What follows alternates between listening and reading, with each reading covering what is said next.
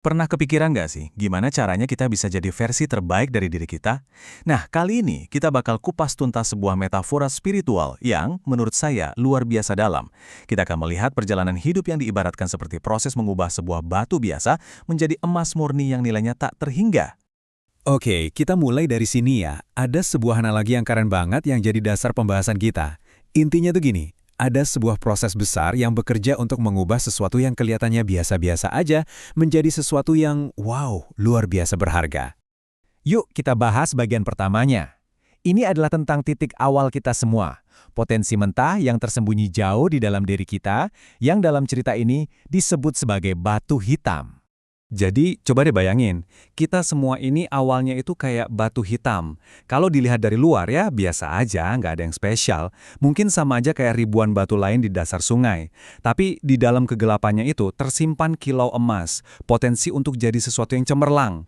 Nah, ini kan langsing bikin kita mikir, ya, kalau semua orang punya potensi ini, terus apa dong yang bedain mereka yang berhasil dan yang enggak?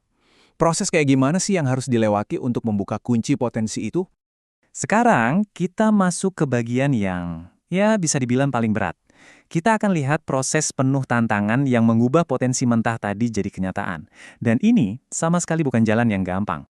Nah, ini dia nih, titik penentuan pertamanya, seleksi. Jadi bayangin, banyak banget batu yang diangkat dari sungai. Tapi, cuma segelintir yang benar-benar terpilih untuk lanjut. Yang nggak terpilih, ya udah balik lagi ke sungai, hilang ditelan arus. Sementara yang terpilih justru maju ke babak selanjutnya yang jauh lebih berat.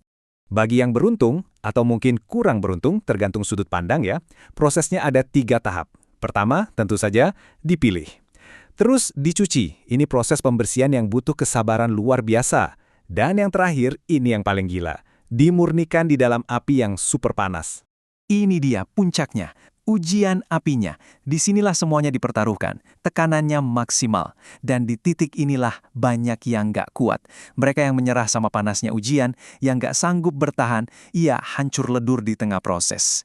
Jadi kuncinya apa? Ternyata cuma satu, bertahan. Siapapun yang bisa bertahan melewati panasnya api tempaan, dialah yang jadi pemenangnya.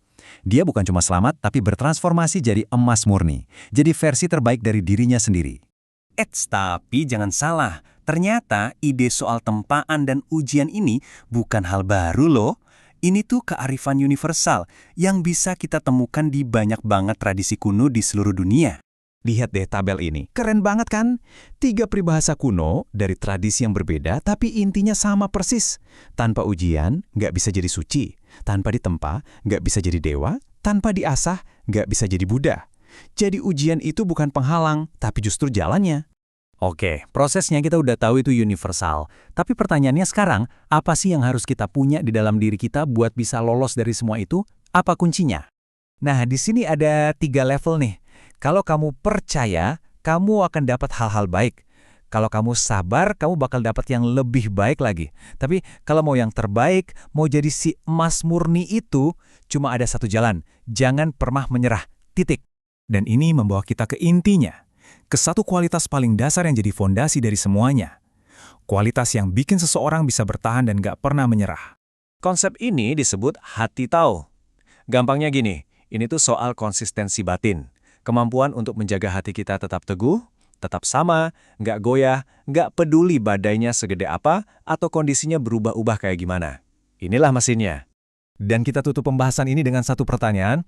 Buat kita semua, termasuk saya sendiri, setelah tahu semua proses ini, pertanyaannya sekarang bukan lagi apakah ujian bakal datang. Karena itu pasti.